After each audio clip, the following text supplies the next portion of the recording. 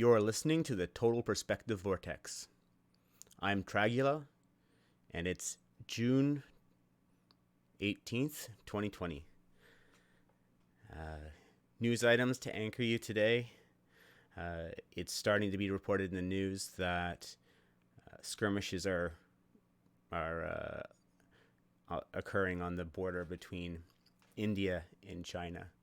So this is more expansionist movements from China. Also, Canada just lost its bid to be on the UN Security Council.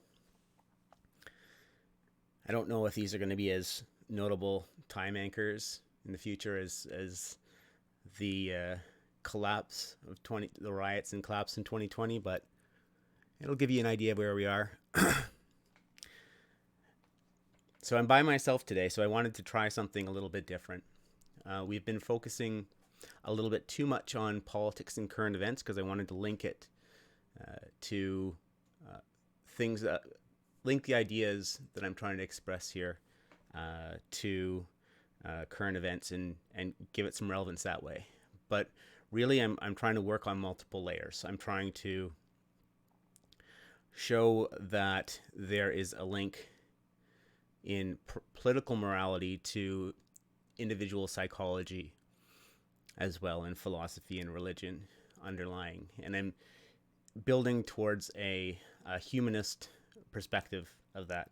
I call the concept foundational humanism, and I'm going to be talking about it more in the future, but I just wanted to give you a little bit of a look under the hood. And today, to anchor things to something relevant, we're going to have a little fun and talk about Game of Thrones, because good art actually expresses this mythic archetype. Like, what makes art good is that it actually tells us, it has some utility for us. It tells us something about the world through metaphor that we can apply to how we live our lives. And the greater the resonance with our own experience and the applicability, the more the art seems meaningful and profound to us. And Game of Thrones has this shamanistic quality to it, with a lot of George R.R. Martin's characters. They are archetypes that speak to virtues and vices in the human condition. The relationship between the right and the left, and wisdom and compassion, which are twin virtues. In Game of Thrones, there are two characters that demonstrate well the excesses of wisdom and compassion. And I think that is partially why George is having so much trouble finishing Winds of Winter. Let me explain. So Daenerys Targaryen is her arc is expressing the excess of compassion, and the idea I think George was going for was that we would follow her through the books and see her rise to power and her eventually fall into becoming one of the most reviled people in the history of Westeros and the entire world of Game of Thrones. So, but the trick would be that we would see as we went along with her on her journey, on her arc, we would be agreeing with all of her decisions. So it would be the idea would be that we would experience the rise of a mad tyrant and have compassion for her. And of course, I think that the challenge is now that George is having is this hits. He started writing in the 90s, and now this is hitting way too close to home. There's too many people who idolize Daenerys and see her in her, see themselves in her, and if she falls, they will take it as a personal slight. They will take it as affront to their ideology.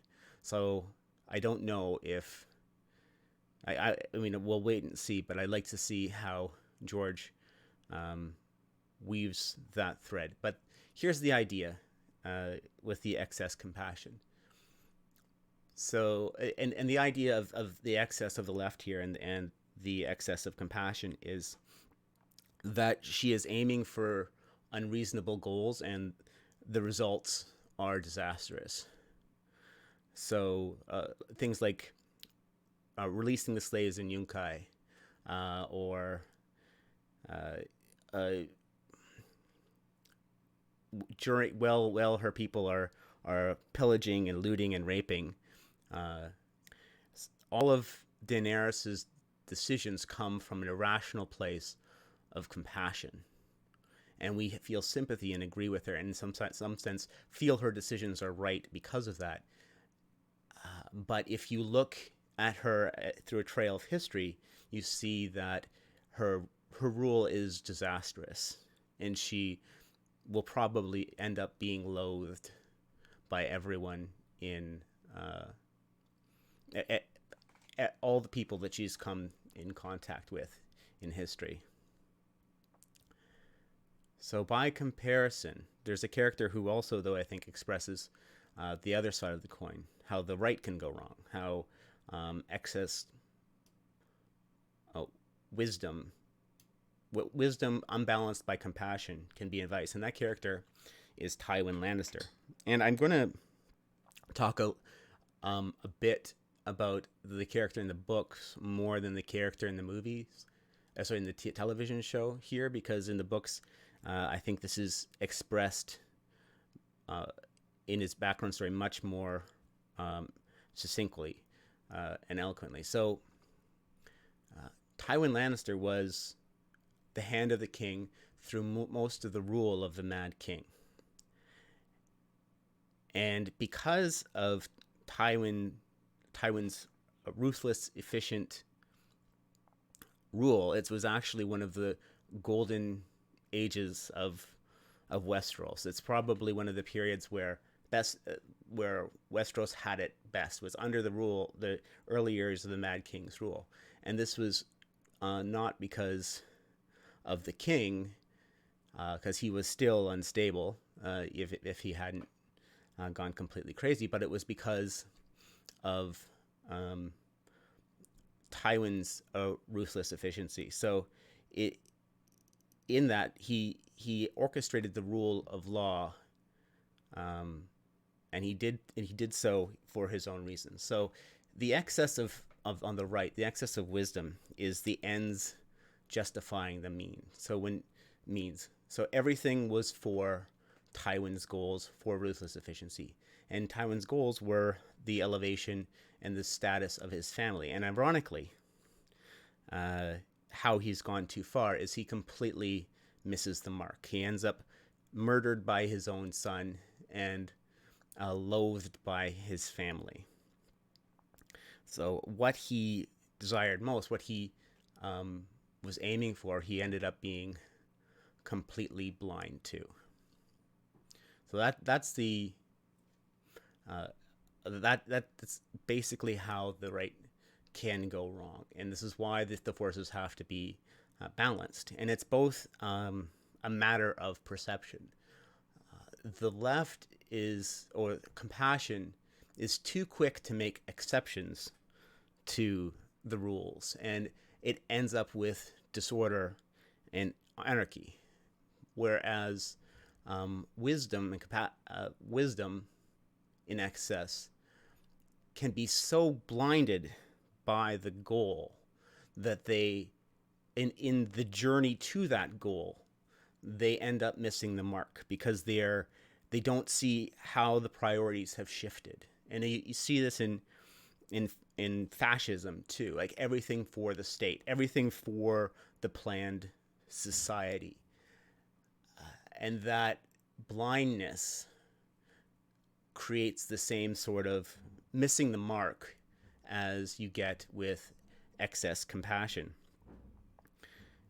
There's a sort of a third archetype I want to bring in here that sort of splits the middle and talks about the heroic path, like the Odin, the mythical figure in Norse mythology. He represents the good king, the good leader, and how the heroic path splits the middle between compassion and